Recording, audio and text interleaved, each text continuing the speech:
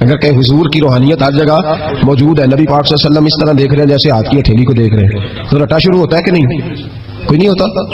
تو ان سے پوچھو شیطان کی دفعہ تو بڑا بڑی مان گئے ہو. کیسے نادان لوگ ہیں کہ اللہ کے مخالف کی دشمن کی طاقت تو مانتے ہیں، اللہ کے محبوبوں کی طاقت ہی نہیں مانتے، اس طرف توجہ نہیں کرتے. تو شیطان کو اللہ نے قیامت تک مہلت دی ہے، وہ گمراہ کرے گا، اس کو اختیارات دیے ہیں، وہ رستوں میں بیٹھے گا، وہ دلوں سے چمٹے گا، وہ انسان کی سانس اکھڑنے تک اس کی ناک پر بیٹھ کر اس کا انتظار کرے گا. یہ طاقت، یہ اس کی کوشش، یہ اس کی جدوجہد. تو یا اللہ، شیطان نے تجھ سے گمراہ کرنے کے لیے اتنی ساری طاقت لے لی، مہلت لے لی، تو بندے گمراہ ہوں گے تو تو نے اس کا کیا بندوبست فرمایا ہے؟ تو رب کریم نے فرمایا میں قیامت تک اولیاء اللہ بھیجتا رہوں گا. قیامت تک، قیامت تک اللہ کے بندے آتے رہیں گے، اپنی فکر سے، اپنی سوچ سے، اپنے درد سے، اپنے پیغام سے، اپنی جدوجہد سے. شیطان جتنی چاہے گمراہی پھیلائے، لیکن اللہ اجمیر میں ایک ولی بھیجے گا جو لاکھوں کو کلمہ پڑھا دیا کرے گا. ایک بندے کی برکت سے لاکھوں لوگ دین میں داخل ہو جائیں گے. ایک داتا علی اجمیری کی وجہ سے اللہ پورے بر صغیر میں اسلام کے قدموں کو مضبوطی عطا فرما دے. تو اللہ فرماتا ہے اگر میں نے دشمن کو اتنی اجازت دی ہے تو میں نے دوستوں کو بھی بڑی رحمتوں سے نوازا ہوا ہے. اللہ کے بندے، اللہ کے دوست، اللہ کے محبوب، ان کی گفتگو، ان کا انداز، ان کے پاس اٹھنے والے، بیٹھنے والے، ان کے ساتھ رہنے والے، ان کی بات سننے والے، انہیں ان کی باتوں سے خوشبو آتی ہے. وہ لوگ جب قریب ہوتے ہیں اور جب ان کے پاس اٹھتے بیٹھتے ہیں تو اس نور کی برکت سے شیطان کے سارے وار ضائع ہو جاتے ہیں. سارے وار. شیطان پوری جدوجہد کرتا ہے، کوشش کرتا ہے، لیکن اللہ کے ولی کی ایک بات، آج بیٹھے نا ہر گلی میں، ہر چوک میں شیطان، لیکن پھر بھی مسجد خالی نہیں کرا سکا، اس لیے کہ اگر شیطان کے پاس طاقت ہے تو رب الرحمان کے بندوں کے پاس بھی بڑی طاقت ہے. تو یاد رکھ لیں، اولیاء اللہ کا وجود ہر زمانے میں رہا، ہر زمانے میں. یہ علیحدہ بات ہے کہ ہر شعبے کے اندر کمزوری آئی ہے تو یہاں بھی آئی ہے، لیکن ولی کبھی نہ ختم ہوئے ہیں نہ کبھی ختم ہوں گے. یہ موجود ہے ہر گلی میں، ہر نگر میں، ہر کونے میں. بات صرف اتنی ہے کہ لوگوں نے میری طرح تنقید کی اینک لگا لی ہے. ہم لوگ زاویہ نگاہ نہیں بدلتے، ہم زاویہ نظر نہیں بدلتے، ہم کمیاں دیکھتے ہیں، شر دیکھتے ہیں، خیر نہیں دیکھتے، ہم غلبہ نہیں اپنی طبیعت پہ عقیدت کا ڈالتے، اس لیے ہمارا نقصان ہوتا ہے. اور یہ بھی شیطان کا وار ہے، یہ بھی شیطان کا وار کہ وہ ہمیں کسی اللہ والے کے قریب جانے نہیں دیتا. تو یاد رکھیں، نبی پاک صلی اللہ علیہ وسلم کی امت کے جو اولیاء ہیں، ان ولیوں نے ہر زمانے میں ڈٹ کر شیطانی قوتوں کا مقابلہ کیا. نبی پاک صلی اللہ علیہ وسلم کے بعد آپ دیکھ لیں، ایک ایک شخص ایسا ہوا ہے جس نے لاکھوں لوگوں کی ہدایت کا وہ بندہ ذریعہ بن گیا. امام جعفر صادق سے لے کر امام اعظم ابو حنیفہ تک، اور امام اعظم ابو حنیفہ سے لے کر امام شافعی، امام احمد بن حنبل تک، اور پھر حضرت جنید بغدادی، حضرت سری سختی، حضرت سیدنا معروف کرخی، اور سب سے بڑھ کر محبوب سبحانی حضور غوث پاک جیلانی رضی اللہ تعالی. آپ کبھی ان لوگوں کی فکر کو سمجھیں، ان لوگوں کے مزاج کو سمجھیں. ان کی باتیں ایسی ہوتی تھی کہ ایک ایک جملے سے دلوں میں انقلاب برپا ہو جاتا تھا، ایک ایک بات سوچ کے زاویے بدل دیتی تھی، افکار اور نظریات میں تبدیلی آ جاتی تھی. وہ علیحدہ بات ہے کہ سارا رٹا 11ویں کا رہ گیا ہے، لوگ سمجھتے ہیں 11ویں اصل ہے، اسی پہ مناظرہ اسی پہ. اور یہ بھی مخالفوں کی سازش ہے کہ وہ بزرگوں کی کچھ باتوں کو مناظروں کا رنگ دے کے ان کی اصل تعلیمات سے لوگوں کو دور کر دیتے ہیں. 11ویں تو ایک مستحب فعل ہے، 11ویں یعنی کرائے تو ثواب ہے، کوئی نہ کرائے تو گناہ. کتنے گھر ہیں جن میں 11ویں نہیں پکتی؟ کسی نے کبھی فتویٰ دیا ہے؟ کافر ہو گئے معاذ اللہ، یہ گناہگار ہو گئے. 11ویں، اور جو پکانے والے ان سے بھی ایک گزارش ہے کہ 11ویں مستحب ہے، اس کے لیے مسجدوں میں اعلان نہیں کرنے چاہیے، اس کے لیے فجر سے پہلے سپیکر نہیں کھول جانا چاہیے کہ سارا محلہ چندہ دے 11ویں پکا لیا. مستحب فعل ہے، اور مستحب کے لیے سوال کرنا منع ہے، منع ہے سوال کرنا. اعلیٰ حضرت نے لکھا ہے کسی نے عمرے پہ جانا ہے، دل تڑپ رہا، پھر بھی اس کے لیے سوال کرنا منع ہے. کسی کو کہہ نہیں سکتا کہ میں نے جانا ہے. حالانکہ نبی پاک کے روزے کی حاضری اگر کسی نے ایک دفعہ بھی نہیں دی، اعلیٰ حضرت فرماتے ہیں حضور کے روزے پہ جانا امت کے لیے واجب ہے. تو اس کے لیے جب سوال کی اجازت نہیں تو مستحب کام کے لیے لوگ سویرے اسپیکر کھول لیتے ہیں اور جناب گلے لگے ہوئے ہیں یہاں 11ویں کا حصہ ڈالو. تو 11ویں کا یہ مقصد نہیں. لنگر شریف تبرک ہے، برکت ہے، شفا ہے، سارا کچھ ہے، لیکن اس کے لیے سوال کرنے کی اجازت نہیں. اپنی مرضی سے کچھ لوگوں کو توجہ اگر ہے اور وہ مل کے کوئی ایسا بندوبست کر لیتے ہیں تو اس میں منع نہیں، لیکن اس کو جو اس کا شریعت کے اندر درجہ ہے اس درجے میں رکھا جائے. اس میں مناظرے ہوتے ہیں، بحث ہوتی ہے. حالانکہ 11ویں اصال ثواب کی ایک قسم ہے، 11ویں اصال ثواب کی ایک، کل شریف بھی اصال ثواب ہے، 10واں بھی، 40واں اصال ثواب، یہ ساری قسمیں اصال ثواب کی ہیں. آپ کل شریف کہتے ہیں، ہندوستان والے تیجا کہتے ہیں. ہم اپنی سہولت کے لیے قول شریف کا ختم جا کے چوتھے دن بھی رکھ لیتے ہیں. کبھی کسی عالم نے کہا نہیں ہوتا کیونکہ مستحب ہے. اس کے لیے تعین وقت صرف سہولت کے لیے کیا جاتا ہے. تو 11ویں کے سال ثواب ہے. بہت سارے لوگ 11 ربیع الثانی کو کرتے ہیں, بہت سارے 12 کو کرتے ہیں, 14 کو کرتے ہیں, اور ہمیں محفل میں جانے کا موقع ملتا رہتا ہے. سارا سال ہی 11ویں پکتی رہتی ہے. لوگوں نے اپنی سہولت کے لیے وقت رکھا ہوا ہے. کسی نے 17 تاریخ رکھ لی ہے, کسی نے 18 رکھ لی ہے. تو غوث اعظم رضی اللہ تعالیٰ عنہ کی جو اصل چیز ہے وہ ان کی کرامت ہے. پھر ہمارے یہاں ایک اور بحث چلتی ہے کہ اللہ کے ولی کچھ دے سکتے ہیں کہ نہیں دے سکتے. اللہ کے ولی کچھ دے سکتے ہیں کہ میں نے پہلے کہا شیطان دے سکتا ہے, گمراہی پھیلاتا ہے. کبھی کسی بندے نے فتویٰ نہیں لگایا کہ مولانا یہ آپ کیا کہہ رہے ہیں, حالانکہ کسی بندے سے بھی پوچھو نا, وہ کام سارے خود کر رہا ہوتا ہے, ڈال شیطان دے رہا ہوتا ہے, وہ فارغ ہو جاتا ہے, کہتا ہے اس نے مجھے کرنے نہیں دیا. وہ خدا کے بندے تو قدم تو بڑھا, تو رب رحمان کا بندہ ہے, اللہ کے بندے شیطان سے طاقتور ہوتے ہیں. تو آگے بڑھنا, تو اس پہ کھاتے میں ڈال کے چپ کر گیا. اللہ کے ولی بڑا کچھ دیتے ہیں. اور جو اللہ کا ولی, سنو جملہ یاد رکھو, جو رب کریم کا بندہ دل میں رسول اللہ کی محبت ڈال دے, اس سے زیادہ بھی کوئی نایاب چیز ہو سکتی ہے. جس نے تیرے دل میں مصطفیٰ کا پیار ہی ڈال دیا ہے, وہ ابھی تک کہہ رہا ہے ملتا ہے کہ نہیں ملتا. تجھے مانگنے کا طریقہ نہیں آتا, ورنہ وہاں سے تو سارا کچھ ہی ملتا ہے. اس کی وجہ کیا ہے؟ کرامت ہے. کیا اللہ کا ولی کس طرح دیتا ہے؟ اللہ کا ولی اللہ سے لے کے دیتا ہے. بات صرف اتنی ہے کہ اسے اللہ کو منوانا آتا ہے. اللہ کے ولیوں کو, اللہ کو, یہ نبی پاک کیا کریں گے, یہ شفاعت کیا ہے, حضور قیامت کے دن کیا کریں گے؟ اللہ کو منائیں گے. حضور فرماتے ہیں میں اللہ کو, شفاعت کا مفہوم کیا ہے؟ حضور سید عالم صلی اللہ علیہ وسلم فرماتے ہیں جب اللہ کرسی عدالت پہ بیٹھے گا جو اس کی شان کے لائق ہے, اگرچہ وہ بیٹھنے سے پاک ہے, جب وہ فیصلے کرے گا تو فرماتے ہیں میں سر سجدے میں رکھوں گا, میں روؤں گا, میں اللہ کو مناؤں گا. میں جب روؤں گا تو میرا رب کہے گا محبوب سر اٹھا, تو جیسے کہے گا ویسے ہی ہو جائے گا. تو بات یہ ہے کہ اللہ کے بندوں کو اللہ کو منانا.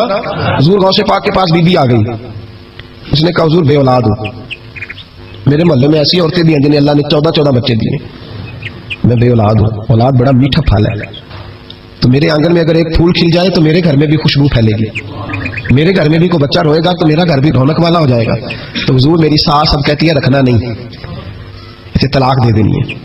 میرا خاوند مجھے کہتا ہے میں مجبور ہوں, میں نے بڑا عرصہ تجھے نبھایا ہے.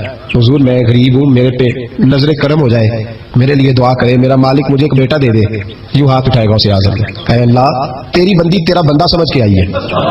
کیا لفظوں کا حسن ہے, کیا جملوں کی تاثیر ہے. اے اللہ تیری بندی تیرا بندہ سمجھ کے آئی ہے, تو مہربانی کرنا جو تو نے اس کے دل میں ڈالا ہے وہ اسے عطا بھی فرما دے. لفظوں کا, جملوں کی ترتیب دیکھیں, جو تو نے اس کے دل میں ڈالا ہے اسے عطا بھی کر دے. تو عاطف غیب سے ندائی عبد القادر اس کے نصیبے میں نہیں, مقدر میں نہیں. میں نے کہا انہیں منوانا آتا. جب کہا نہیں تو غوث پاک رو پڑے, کہنے لگے میں سمجھ گیا ہوں, تو مجھے رسوا کرنا چاہتا ہے, تو مجھے رسوا کر دے, تو رسوا کرنا. تجھے نہیں پتا تھا عبد القادر کے پاس جا رہی ہے, تو مالک ہے, تو اس کے ارادے سے آگاہ نہیں تھا. مولا تو بے نیاز ہے, تجھے پتا تھا میرے پاس آ رہی ہے. ٹھیک ہے, یہ کہے گی لوگوں سے جا کے کہ میں عبد القادر کے دروازے تک ہو آئی ہوں, مجھے تو کچھ نہیں ملا. تو ٹھیک ہے مولا میں تیری رضا پہ راضی, تیری قضا پہ شاکر. ٹھیک ہے نہ دے, میں راضی ہوں, تو مجھے رسوا کرنا چاہتا ہے. بس ابھی دعا ہو ہی رہی تھی کہ عاطف غیب سے ندائی عبد القادر تو بول کتنے بیٹے دوں, تو بول نہ کتنے بیٹے دوں. خدا کے فضل سے ہم پر ہے سایہ غوث اعظم کا, ہمیں دونوں جہاں میں ہے سہارا غوث اعظم کا. کہ تو بول کتنے دوں, تو کہا یا اللہ چل ایک مانگنے آئی تھی, مہربانی کر 7 عطا کر دے. 7, ایک بیٹا لینے آئی تھی, رب کریم نے اسے 7 بیٹے عطا فرمائے. وہ بھائی تجھے منوانا ہی نہیں آتا, تو اس رستے کا مسافر ہی نہیں, تو اس رستے کا مسافر ہی نہیں, تجھے منوانا ہی نہیں آتا. ہمارے بزرگ گزرے حاجی صاحب رحمۃ اللہ علیہ, تو مدرسہ ان کا چھوٹا تھا, کہتے مجھ سے نہیں چندے مانگے جاتے, میرا چھوٹا ہی ٹھیک ہے. چھوٹا ادارہ تھا, تو لوگ بچے داخل کرانے آتے ہیں, صاحب بچہ داخل کر لیں, کہتے گنجائش نہیں, اتنے کمرے تھے, بچے داخل ہو گئے. جو سیاڑے بندے تھے انہیں پتا تھا, کہتے ٹھیک ہے آپ نہ داخل کریں, ہم بعد مذہبوں کے مدرسے میں داخل کرا دیتے, ہم بد مذہبوں کو ٹھیک ہے ہم نہ کریں, ہمارے پاس ہے وہاں ایک مدرسہ پیٹنے والوں کا, وہاں داخل کرا دیتے ہیں. تو آج صاحب کہتے ہیں او یار کڈو کوئی گنجائش ہوئے, اس کو رکھو کسی جگہ پہ, کوئی کمرہ دیکھو, میرے والے کمرے سے اٹھا لو. لوگوں کو انہیں منوانا آتا تھا, جن کو پتا تھا کس بات پہ مانیں گے انہیں منوانا آتا تھا. میں نے بریلی شریف میں یہ رنگ دیکھا ہے, جب کسی بات پہ بریلی کے بزرگ پریشان ہوتے, کوئی آزمائش آتی ہے, تو جو جاننے والے لوگ ہیں وہ کہتے ہیں چلو حضور کی کو نعت چھیڑ دو. جب نعت پاک چھڑ جاتی ہے تو چہرے کھلنے شروع ہو جاتے ہیں, وہاں توانائیاں بھول جاتے ہیں لوگ اپنے سارے گاؤں. جنہیں منوانا آتا ہے, اللہ کے ولی کا کمال یہ ہے کہ اسے رب کو منانا آتا ہے, وہ منوا لیتا ہے. اللہ اپنے فضل سے, اللہ کو مجبور کوئی نہیں کر سکتا, اللہ اپنے فضل سے اس کی بات مانتا ہے. کتب علی نفسہ الرحمہ, اپنے فضل سے مانتا ہے. تو حضور غوث پاک رضی اللہ تعالیٰ عنہ نے لوگوں کو بڑا نوازا. ایک شخص آیا, اس نے آ کے کہا حضور میرے ابا جی میں آپ کا مرید ہوں, عقیدت مند ہوں, رات میں نے باپ کو خواب میں دیکھا, تو دوزخ کی آگ میں جل رہا ہے, میرا فوت ہونے والا باپ میں نے بڑی تکلیف میں دیکھا ہے. تو غوث اعظم رضی اللہ تعالیٰ عنہ فرمانے لگے میرے مدرسے میں آیا کرتا تھا, میری خانقاہ میں آتا تھا, میری محفل میں بیٹھتا تھا, ہلکا ذکر میں رہتا تھا.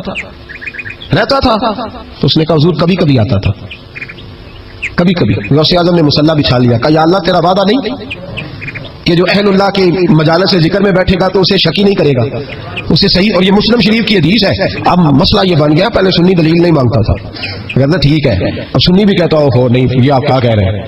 یہاں ہمارے اندر بھی کمی ہے. نہ اللہ کے ولی کے منہ سے جو نکلتا ہے وہ رب کی رضا والا جملہ ہوتا ہے. میری اب طبیعت نہیں مانتی, میں بہک ہونے لگا ہوں, میرا نہیں طبیعت مانتی کہ اپنے لوگوں کو دلیلیں دی جائیں. ہم تو ماننے والے لوگ ہیں, ہمارے لیے تو بزرگوں کا اشارہ بہت کافی ہونا چاہیے. مولانا امجد علی اعظمی صاحب اعلیٰ حضرت کے خلیفہ ہیں, وہ کہتے ہیں کہ میں نے تقریر کی, تقریر کے بعد ایک شخص نے مجھ سے حوالہ پوچھا تو میں ساری رات روتا رہا. میں نے کہا یا اللہ یہ تیرے بندے کیسے سمجھتے ہیں کہ ہم جھوٹ بولیں گے ان سے؟ جو میں بات بیان کر رہا ہوں ممبر پہ بیٹھ کے وہ غلط ہو سکتی ہے. فرماتے ایک دفعہ زندگی میں ایسا ہوا تو میں نے رات رو کے گزارا. یہ کیا بات ہوئی ہمارے ہاں آپ اس قدر زیادہ. جس آدمی ایک بندہ کہنے لگا بخاری سے کھول کے دکھائے, میں نے اس کے آگے بخاری رکھ دی, میں نے کہا پڑھو, کہنا میرے کو تو نہیں پڑھی جاتی. تو میں کہا تو اعتبار کر, پڑھی نہیں جاتی تجھے تو پھر اعتماد کر. عجیب بات ہے کہ ہم جو ممبر میں بیٹھا ہوا ہے, مسلح میں بیٹھا ہوا ہے, اسے تو کم از کم دیانتدار جان لیں. تو اپنے اندر سے یہ چیز ختم کریں. سنی تو عقیدت مند ہوتا ہے, اس کی طبیعت, اس کے تو مزاج کے اندر لطافت ہوتی ہے, وہ تو ہلکے سے جملے سے مسکرا کے سارا کچھ مان جایا کرتا ہے. تو یہ جو پراپوگنڈے کا آپ شکار ہو رہے ہیں اس سے باہر آئے. بہرحال بات بیان کر دیتا ہوں. حضور غوث اعظم رضی اللہ تعالیٰ عنہ کہنے لگے اے اللہ تیرا وعدہ نہیں؟ دلیل کیا ہے؟ مسلم شریف کی حدیث. نبی پاک علیہ السلام نے فرمایا جو ذکر کرنے والوں کی مجلس میں خالی بیٹھ جائے اللہ تبارک و تعالیٰ اسے بھی سعادت عطا فرما دیتا ہے. اگر شقی ہو, بدبخت ہو, تو اللہ اسے نیک بخت فرما دیتا ہے. تو حضور غوث اعظم حضور کی اس دعا کا وسیلہ دینے لگے, یا اللہ تیرا وعدہ نہیں تھا تو یہاں آیا کرتا تھا, تو خدا بندہ اس کی قبر پہ عذاب. وہ شخص کہتا ہے میں گھر میں جا کے سویا, دوبارہ میرے ابا جی ملے تو مجھے کہنے لگے بیٹا عبد القادر کے پاس جاتے رہنا, عبد القادر کے پاس جاتے رہنا, جو ان کی مجالس پہ جاتا ہے اللہ اس سے بڑا ہی راضی ہوتا ہے, وہاں جاتے رہنا. تو بھائی ان لوگوں کو رب کریم کا منانا آتا تھا, لیکن ان کا اصل کمال کیا تھا؟ تربیت. ان کا اصل شعبہ کیا ہے؟ سارے بولے, اصل شعبہ تربیت ہے. اب بھی نا اگر ہمارا مزاج تربیت کا بن جائے نا, نبی کریم صلی اللہ علیہ وسلم نے فرمایا کہ حکمت مومن کی گمشدہ میراث ہے, اسے ڈھونڈا کرو. کہیں سے نا کوئی چیز, شیخ شہاب الدین سہروردی کہتے تھے میں نے اپنا پیالہ ساری زندگی یوں رکھا ہے, کسی اللہ والے کے پاس گیا ہوں تو اس طرح پیالہ کھلا رکھا ہے, اور کہتا ہے میں جہاں بھی گیا ہوں نہ کچھ لے کے آیا ہوں, کچھ نہ کچھ. آپ یہاں کسی بندے کو بھی بٹھائے, اس کو کہیں کہ تو کراچی سے لے کر پشاور تک اللہ کے ولیوں کی, علماء کی درباروں کی بات بتا, وہ ہر جگہ سے 6-7 نقص نکال کے لائے گا. ادھر ایسے ہوتا ہے, ادھر ایسے ہوتا ہے, ادھر ایسے ہوتا ہے, ادھر ایسے ہوتا ہے. آپ کس چکر میں لگے ہوئے ہیں؟ ہم نے تو اپنے حصے کی خیر کٹھی کرنی ہے. کیوں وہ والی اینک لگائی ہے جس اینک پہ ہم نے گرد تنقید کی ڈال لی ہے؟ لوگ اور ساری زندگی تنقید کرنے والا اندر سے خالی ہے. اس کی زندگی اس طرح ہے جس طرح پاگلوں کی ہوتی ہے, بول بول کے اور تنقید کر کر کے اس نے اپنے دل کی زمین بنجر کر لی ہے, کوئی شے ہاتھ نہیں آئی, کیونکہ وہ ساری زندگی سمجھے ہی نہیں. جو خیر والے لوگ شیخ شہاب الدین کہتے ہیں پیالہ دل کا سیدھا کر کے گیا ہوں جہاں گیا ہوں, اور جہاں بھی گیا ہوں وہاں سے کچھ لے کے ہی آیا ہوں. کیا کر کے آیا ہوں؟ کچھ نہ کچھ ہے. بولیے کچھ نہ کچھ ہے میں لے کے آیا ہوں. یہاں ہر بندہ اعتراض کر رہا ہے, ہر بندہ کچھ نہیں جی خیر کوئی شے نہیں. خدا کے بندے جو تمہیں اذانیں, جماعتیں, عبادتیں, ریاضتیں, درود, سلام, ذائقے جو کچھ نظر آ رہا ہے تو اس کا مطلب ہے اللہ کے بندے موجود ہیں, ان کی برکت سے نظر آ رہا ہے نا سارا کچھ. تو اولیاء اللہ کے پاس لوگ خیر لینے جاتے, ان کی زندگی کے مقاصد تربیت, خیال تھا. غوث اعظم کے زمانے میں کہ گویا تھا. آج تو لوگ بزرگوں کے نام پہ ساز رنگ کی محفلیں سے جاتے ہیں نا. گویا تھا غوث اعظم کے زمانے میں, گانے گاتا تھا. تو غوث اعظم اسے سمجھاتے تھے کہ یہ طریقہ درست نہیں. اور ہمارے زمانے میں جس کی ہاں میں لاؤ وہ راضی رہتا ہے, اور کسی بات پہ ٹوک دو تو فوراً ناراض. ہمارے زمانے کے اندر یہ ماحول ہے کہ جہاں آپ نے کسی بندے کو کہا کہ تو غلط ہے, یا کسی کو جس جگہ ڈانٹا اس جگہ یہاں تو مداری بن کے وقت گزارنا پڑتا ہے. جو آئے اس کے اشاروں پہ ناچو تو لوگ ٹھیک ہے. ہم چاہتے پتہ کیا ہے کہ صوفی صاحب ہوں, پیر صاحب ہوں, تو وہ نا ہمارے سامنے ہمارے اشاروں پہ چلیں. آپ کسی بندے کو اس جگہ انکار کریں, انکار. میرے صاحب نا کچھ لوگوں کو اٹھ کے ملتے تھے, کچھ لوگوں سے پورا اتنا سا بعض اوقات ملایا جاتا تھا. میرے دل میں اکثر سوال آتا تھا. ایک دن میں نے کہا حضور یہ بڑے فضول سے کچھ بندے ہیں, تو ان کو بعض اوقات اعزاز ملتا ہے, تو کچھ بڑی محبت کے ہیں تو ان کو اتنا سا ہاتھ بھی آپ ملا لیتے ہیں. تو ایسا فرمانے لگے یہ اپنوں بیگانوں کا فرق ہے. میں نے کہا کس طرح؟ فرمانے لگے کچھ ایسے ہوتے ہیں جن کو پروٹوکول نہ دو تو بھاگ جاتے ہیں. تو کچھ ایسے ہوتے ہیں جن کا پتا ہوتا ہے انہیں جوتے بھی مارے تو یہ میرا ہی ہے، اس نے جانا کوئی نہیں، یہ میرا ہے۔ فرماتے ہیں جسے ڈانٹتے زیادہ ہیں ڈپٹتے زیادہ ہیں اس کا پتا ہوتا ہے یہ جا کہیں نہیں سکتا، یہ میرا ہی ہے، کچھ جتنا مرضی کچھ کرو۔ تو جب پروٹوکول مہینے کا دور آیا نا ہمارا، ہم تو ذرا اس لیے تو اصلاح نہیں ہو رہی۔ آپ کسی شخص کو کہیں انکار کر کے دیکھیں، اسی وقت وہ اڑ جائے گا، مینو ہی نہ کر چڑی، حالانکہ میں تیاری روٹی بھی کھوائیے۔ ان چکروں سے باہر آئے، یہ چیز آپ کا تربیت روک دے گی، منع کر دے گی، آپ باہر نکلے۔ حضور غوث پاک رضی اللہ تعالیٰ عنہ گویا گایا کرتا تھا، غوث اعظم منع کرتے، فرماتے طریقہ ٹھیک نہیں، بات چیز سے وہ مخالفت کرنے لگ گیا۔ اور لوگ جب ان کے مفادات پہ ٹھوکر لگتی ہے تو وہ ذات بات پہ اتر آتے ہیں، وہ کہتا ہے جی دیکھو میرے پیچھے رش پڑا ہے، لوگ سنتے بڑے ہیں، تو عبد القادر تو معاذ اللہ جلتے ہیں مجھ سے۔ خیر بڑی مخالفت کی، باتیں ٹٹول کے لاتا، کھاتے کہاں سے ہے، لنگر کہاں سے آتا ہے، یہ کیا ہے۔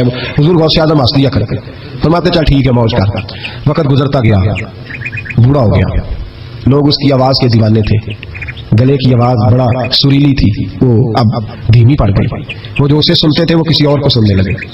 گھر میں بھی جب تک پیسے آتے تھے تب تک تو گھر میں بھی بڑی قدر تھی، اب جب گھر میں کچھ نہ دیا تو بچوں نے بھی نکال دیا۔ حالت یہ ہوئی کہ قبرستان جا کے بیٹھ گیا، مکھیاں بھنکتی ہیں، پہننے کو کپڑا کوئی نہیں، کھانے کو روٹی کوئی نہیں۔ میرے شیخ میرے غوث اعظم اس گلی سے گزرے، جب غوث اعظم گزرے تو اس کی حالت دیکھی تو محبوب پاک کا وہ طریقہ یاد آ گیا۔ سلام اس پر کہ جس نے دشمنوں کو بھی کوائیں دی، سلام اس پر کہ جس نے گالیاں سن کر دعائیں دی۔ تو حضور غوث اعظم گھر گئے، غلام کو بلایا، فرمایا 100 دینار لے جا، اس گویے کو دیا، بتانا نہ کس نے بھیجے، دے کے لوٹ آنا۔ وہ کہتا میں گیا تو بڑی بری حالت، پھٹے ہوئے کپڑے، خستہ حالی، جا کر کے 100 دینار دیے، میں نے کہا لو، اس نے آ کے کھولی تو بڑھاپے سے بری حالت، بیماری، ذوف۔ کہنے لگا کس نے بھیجے؟ تو میں نے کہا مجھے پہنچانے کا حکم ہے، بتانے کا نہیں۔ تو کہتے اس کی آنکھوں میں آنسو آ گئے، کہنے لگا میں بھی سارے بغداد کو جانتا ہوں، مجھے پتا ہے اس حالت پہ اگر مجھ پہ کوئی کرم کر سکتا ہے تو وہ عبد القادر جیلانی ہے، مجھے بھی پتا ہے، میں بھی جانتا ہوں اس حال میں گرے ہوئوں کو تھامنا اگر کسی کا طریقہ ہے تو وہ غوث اعظم کا ہی ہے، وہی مجھ پہ کرم کر سکتے ہیں۔ کہتے ہیں میں خادم کہتے ہیں میں دے کے آیا تو وہ میرے پیچھے پیچھے چلنے لگا۔ حضور غوث اعظم پڑھا رہے تھے تو سامنے آ کے کھڑا ہو گیا، نظر اٹھائی آپ نے، فرمایا میں کیا خدمت کر سکتا ہوں؟ چیخ ماری اس نے، رویا، قدموں میں گرا، کہنے لگا عبد القادر تو میرے نبی کا سچا وارث ہے، تو سچا وارث ہے نبی پاک صلی اللہ علیہ وسلم کا، میں ساری زندگی مخالفت کرتا رہا، اب جب میرا کوئی نہ بنا تو میرا بن گیا، اب مجھے بتا کہ اس بڑھاپے میں توبہ کروں تو اللہ قبول کر لے گا؟ تو غوث اعظم فرمانے لگے تو سچے دل سے توبہ کر، اللہ تیری توبہ بھی قبول فرمائے گا اور تجھے اپنے نیک بندوں میں شامل بھی فرمائے گا۔ شرط یہ ہے کہ سچے دل سے کر، اخلاق کے لیے آئے، کردار کے لیے آئے، تربیت کے لیے آئے۔ ان لوگوں نے اپنے عمل سے ڈھیروں لوگوں کی زندگیاں بدلی۔ غوث اعظم مزدوروں کی طرح دین کا کام کرتے تھے، میں نے بڑا سوچ سمجھ کے فکر کہا، مزدوروں کی طرح۔ میں نے اپنے گاؤں میں کچھ ایسے مزدور دیکھے جو صبح فیکٹری میں دیہڑی کر کے آتے تھے تو شام کو دیہڑی کر کے آئے ہیں پوری 4 بجے تک 5 بجے تک، تو شام کو کسی آدمی نے مٹی ڈالنی ہے اپنے گھر کے اندر تو اس سے بھی ٹھیکہ کر لیا، اس نے کہا میں 300 روپیہ دوں گا مٹی اٹھا لو۔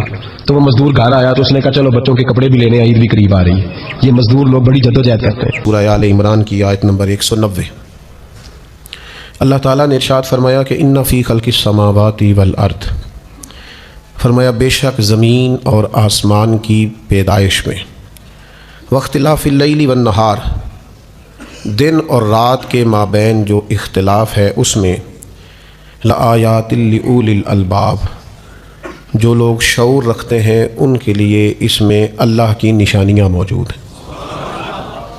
یہ جو زمین آسمان کی پیدائش ہے اور یہ جو دن اور رات کے باہم اختلاف ہے، شدید اختلاف ہے دن اور رات کا، جب دن ہوگا تو رات نہیں ہوگی، جب رات ہوگی تو دن موجود، شدید اختلاف، واختلاف اللیل والنہار، رات اور دن میں اختلاف ہے۔ اب اس اختلاف کو اللہ تعالیٰ نے اپنی نشانی قرار دیا۔ ہمارے ہاں، ہماری سوسائٹی میں، ہمارے معاشروں میں اختلاف رائے کے آداب لوگوں میں موجود نہیں رہے۔ کسی شخص کے ساتھ ہمارا کسی بھی معاملے میں جب اختلاف ہوتا ہے تو ہم اسے مخالفت اور مخاصمت بنا لیتے ہیں، اس کو عداوت کا روپ دے دیتے ہیں، ایک دوسرے سے نفرت شدت اختیار کر جاتی ہے۔ فروعی مسائل کے اندر اختلاف تو بہت بڑا حسن ہے کہ دن اور رات کے اختلاف کو تو اللہ نے اپنی نشانی قرار دیا۔ اختلاف صرف قبرستان میں نہیں ہوتا، اس لیے کہ وہاں سارے لوگ انتقال کر چکے ہوتے ہیں۔ جہاں زندہ جاوید سانس لیتے لوگ موجود ہوتے ہیں وہاں رائے میں اختلاف بھی ہو جاتا ہے۔ صبح جب اپنے گھر کے اندر ہم اٹھتے ہیں اور کھانا پکانے کی بات شروع ہوتی ہے اور بچوں کی والدہ پوچھتی ہے آج پکانا کیا ہے، تو سب بچوں میں اتفاق ہو جاتا ہے. ایک کو ایک چیز کھانا ہے تو دوسرے کو وہی چیز سخت ناپسند ہے. تو اختلاف تو ہو جاتا ہے، اختلاف تو حسن ہے. فروعی مسائل کے اندر نبی پاک علیہ السلام نے فرمایا اختلاف امتی رحمہ، میری امت کے مابین اگر اختلاف ہو جائے تو یہ اللہ کی رحمت ہے. عقائد میں اختلاف نہیں ہونا چاہیے، لیکن فروع میں اگر کہیں کوئی اختلاف ہو جاتا ہے تو وہ تو باعث کرم ہے. امام اوزاعی رحمۃ اللہ تعالیٰ علیہ سے لوگوں نے کہا کہ صحابہ کے مابین اختلاف ہو گیا، پھر تابعین کے مابین اختلاف ہو گیا، پھر امام شافعی کا امام اعظم سے، امام مالک کا امام احمد بن حنبل سے.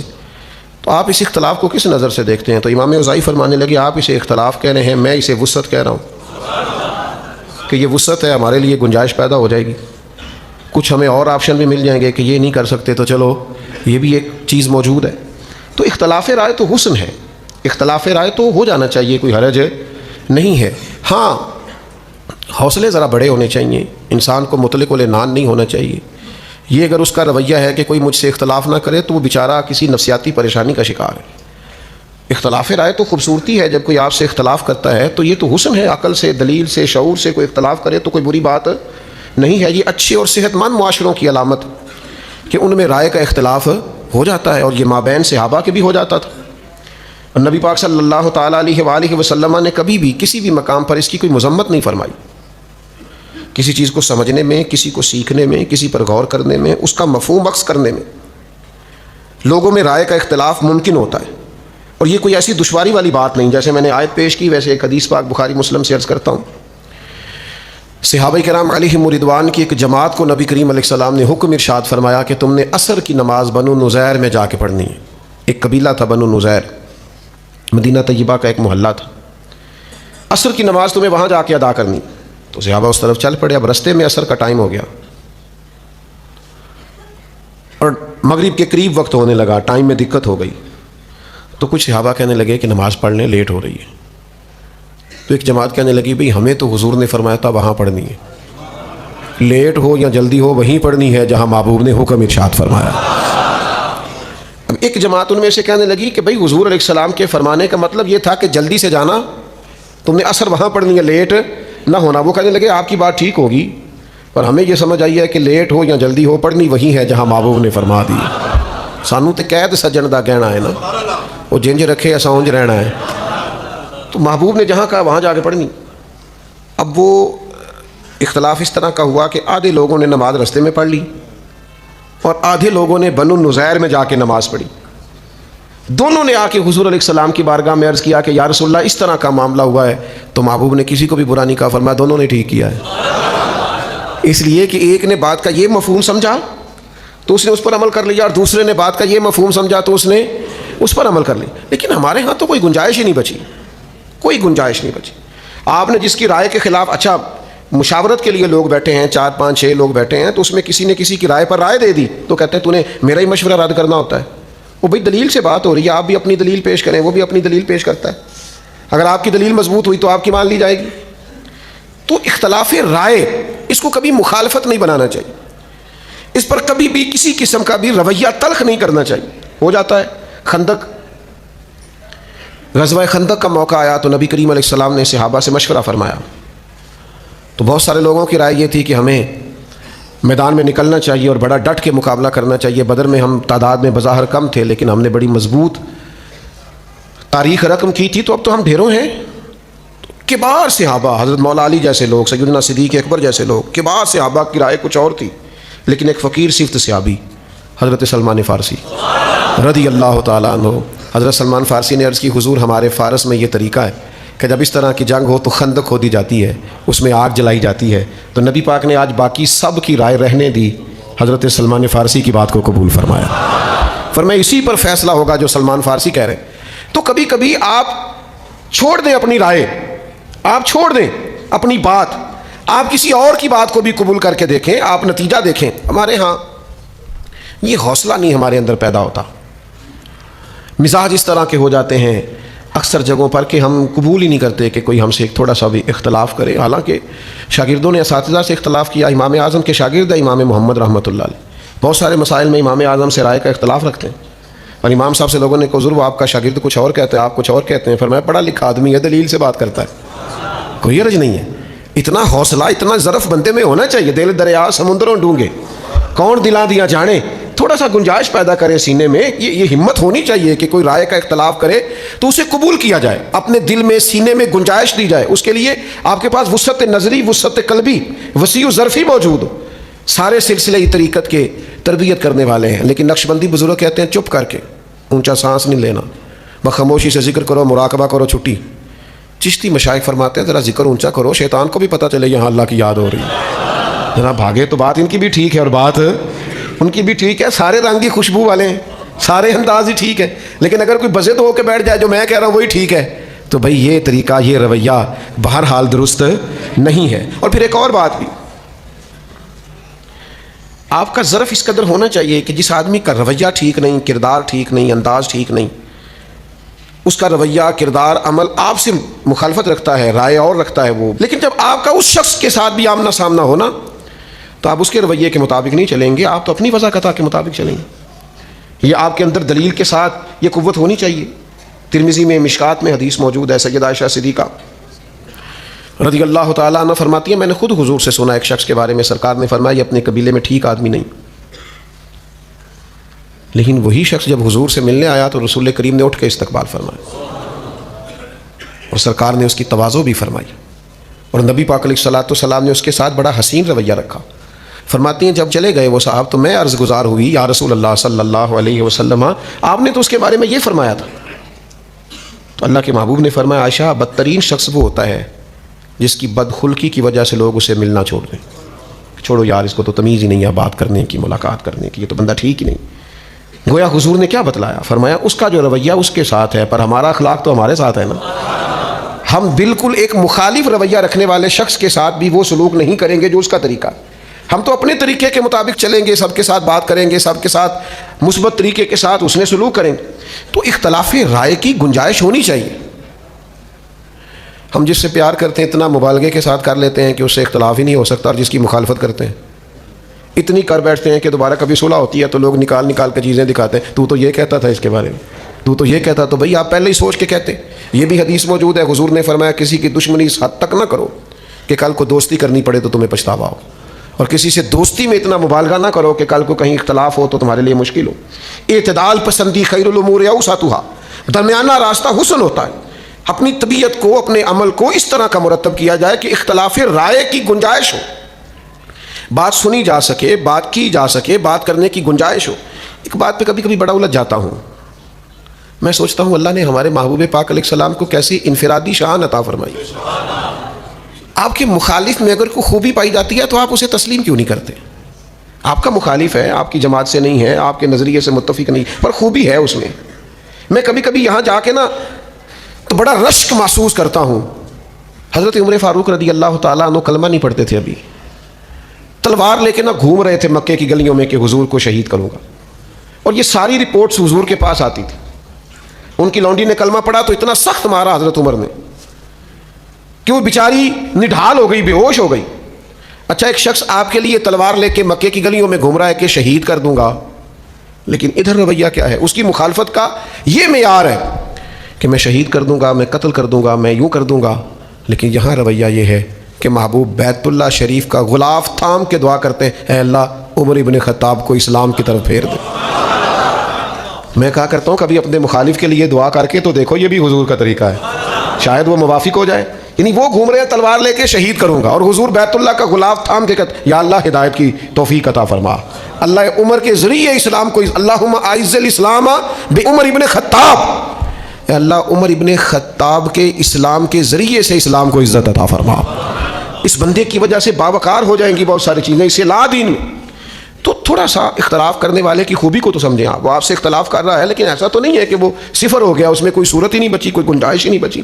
لیکن ہمارے ہاں بڑا کمزور ان لوگوں کا رویہ ہوتا ہے، ظرف بڑا چھوٹا ہوتا ہے. اپنے سے اختلاف رکھنے والوں کے بارے میں لوگ بڑی نچلی سطح پہ اتر آتے ہیں. آپ کو پتہ ہے پکے کافر کو بھی قتل کریں تو نبی پاک نے مسلح کرنے سے منع کیا.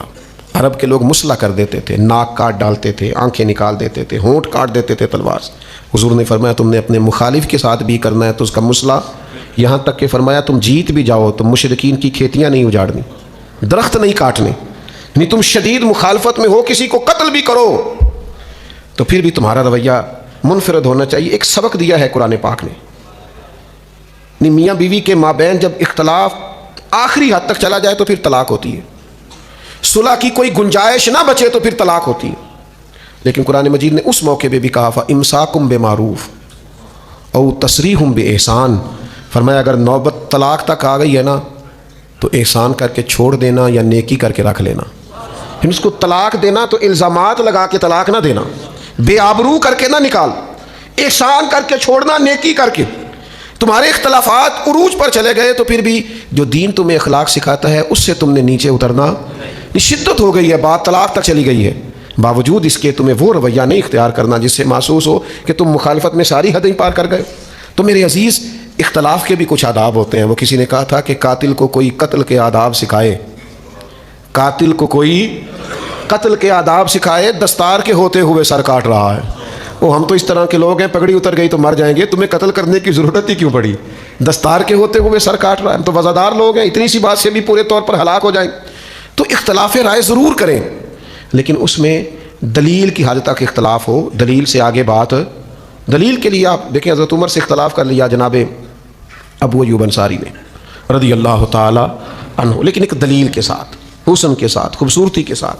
حضرت عمر رضی اللہ تعالیٰ عنہ خطبہ جمعہ دینے کے لیے تشریف لائے۔